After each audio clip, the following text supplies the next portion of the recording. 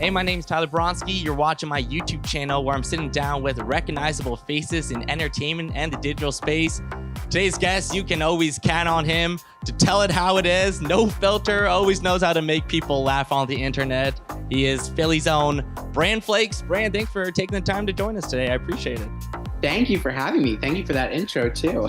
Absolutely. All right, I said Philly's own. So if someone's visiting Philly, maybe they haven't really been out there, seen the bar scene. What are you recommending to people?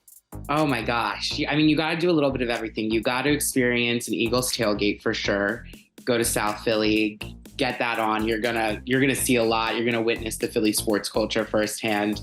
That would be definitely number one recommendation, especially with fall approaching.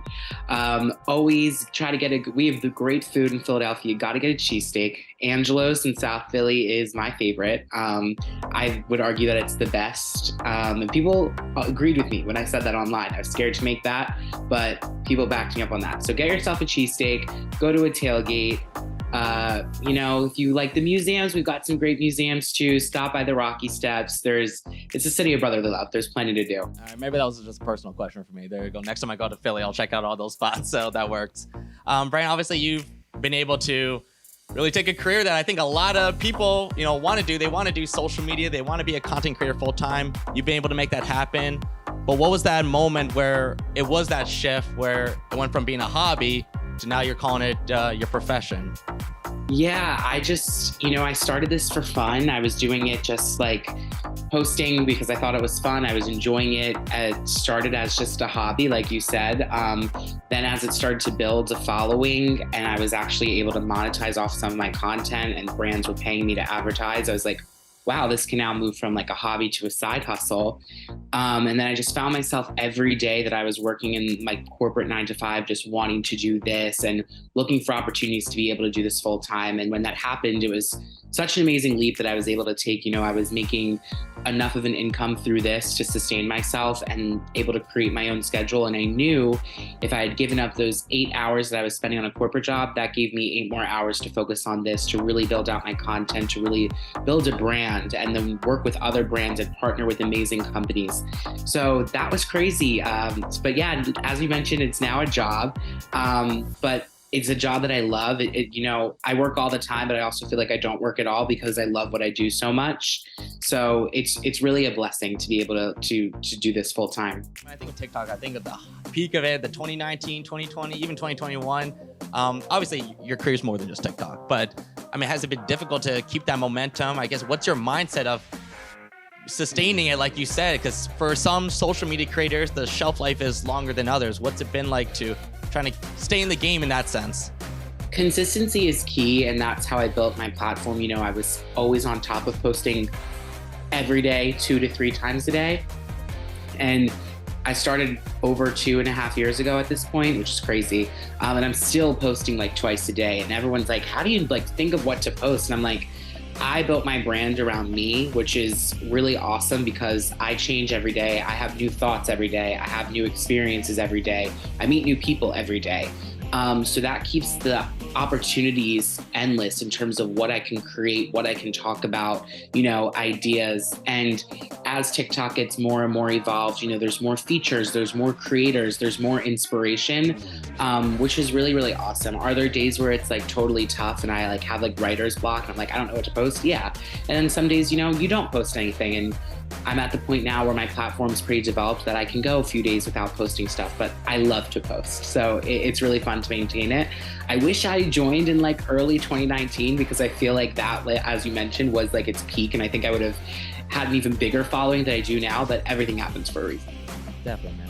I really like that point about your content, how you kind of just say what, it's centered around you. It's your thoughts. I love the other day you posted something like, oh, remember when Froyo had a chokehold on us? I was like, yeah, actually, I do remember that. Now that you bring that up. So it's just I love those random thoughts, but you're just kind of sharing it with the audience. It's relatable in that sense. To that point, now you've built such a big platform. You really have a lot of eyeballs seeing what you do. What was it, a year ago? Selena Gomez saw what you were doing on TikTok. Can you describe for our audience what that moment was like? And then I guess how that relationship developed from there? Yeah, that was crazy. I was checking my phone one night and I saw that she followed me and I thought it was like a gimmick. I was like, oh, this is a fake account. And I was like, no, this is the verified Selena Gomez.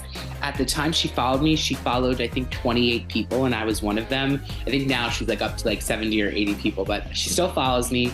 So that was crazy. And then I hit 100,000 followers and I went live on TikTok just to like celebrate, thank everybody. And she started writing in the live. She was watching it. And then I like just invited her to see if she would join, not thinking she would. And next thing I know, she's on camera. So that was really cool. Got to like basically FaceTime her. That was November 2021. And then March of this year, so a year and a half later, I got an email from her team that she was having an event for her makeup line Rare Beauty in New York.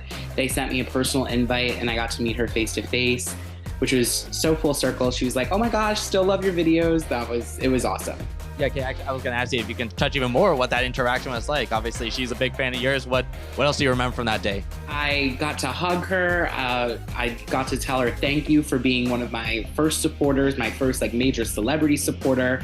It was really like rewarding that she knew exactly who I was. She smiled. We got to take a photo.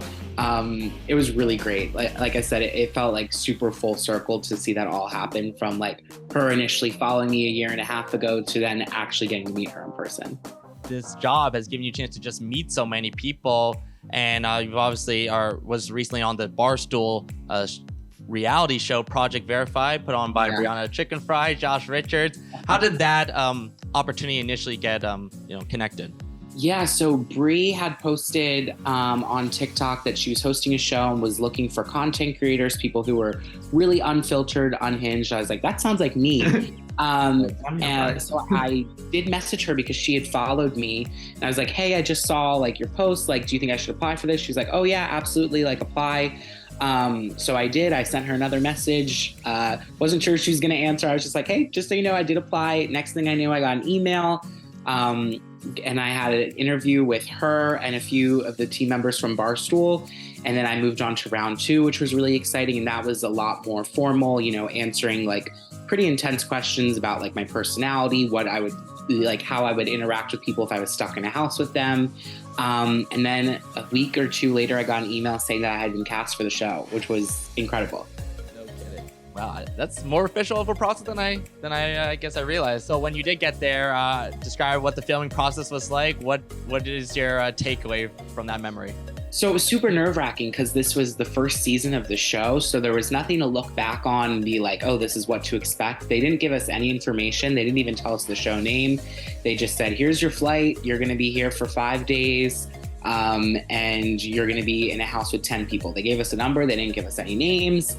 They told us that we would have limited access to the outside world. So not really any cell phone use, anything. So super nerve-wracking. And then we show up to this mansion and like we're standing in the driveway and right away they tell us, based off like a first impression, we have to vote someone out. So immediately, like we were just thrown into it. But I'm a big fan of competition reality shows. Like Big Brother just premiered last night. I watched it. I'm a huge fan of Survivor. I'm a huge fan of The Challenge. So that really prepared me because I knew going into it that there probably was going to be like manipulation and strategizing and that there would be a cash prize. So I was ready to go like right from jump. And also you shared on Instagram, you were most likely to be in a reality show in high school. Is that correct? So that is correct. I think you've always been prepared in that sense. Yes.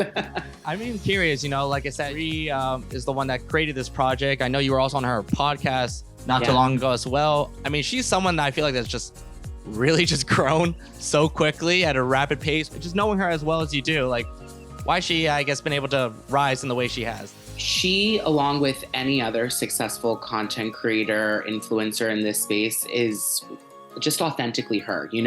She's not scared to say what's on her mind. She's not scared to discuss topics that other people are scared to discuss. She's very vocal on her podcast about like her feelings. When she was blowing up, she like had like a really fun party persona, kind of similar to myself when I was first starting. And I think she strikes on a lot of things. She's entertaining, she's relatable, and she's authentic. And I think that makes you likable if you can be all 3 of those things. And people want to follow you. And she as well is grown so much. She started, like I said, as this like party persona, and then she landed a corporate job in New York City with Barstool. And then she's on the BFFs podcast. Then she has her own podcast. Like, it's so amazing with social media to be able to follow somebody at whatever stage they are in and continue to follow them through all the stages that are upcoming for them and all the different growth that they're going to have throughout their career and in life. I think for you, we talked about really in the beginning about sustaining this career and how difficult it can be sometimes. What are, I guess, some of your goals in the future, and just, I know, where do you want to take this in a sense? Yeah, I definitely want to continue to obviously grow as a creator, continue to build a following, and continue to build my brand and definitely evolve as a person, a creator in every aspect. I also would love, to be able to help people, make maybe it's a podcast in the future that people can listen to, inspire other people to get into this industry, because I really do think that the creator space is only growing to grow. I think in the next 10 years, there's going to be people who are professional makeup artists for content creators, professional videographers. I mean, it's already happening. I just think it's going to expand. And I want to let people know that if they were like me and, felt unfulfilled in a corporate job because there's no like influencer studies major, or like there's no classes right now on how to become an influencer, in the past 5-10 years, they're just starting to roll out social media courses. But I want kids that are growing up to know like there is a space for them to live online and to build a brand if they are super creative, and it's not in a traditional way. Like I wasn't good at sports, I wasn't good at art, but I was good at this. I was good at talking, and I feel like really connecting with people. And I want people to know that it is a space for them to grow and have a career. One of my favorite video series that I do on my platform is called TikTok Transparency, where I really talk about the pros of this career, the cons, the finances, the toll of, living on the internet, what it can do to your mental health, the opportunities that come with it. And I love when I get feedback on those videos that I've inspired someone to go after this career, because it is a dream job for me. And I think it's a dream job for a lot of people that it's hard to get started because, everyone has to start with 0 followers, but you can build up, and it's not an overnight thing for most of us, but it's attainable for sure. Bran Flakezz, Bran, thanks for taking the time to do this. I appreciate it. Thank you for having me.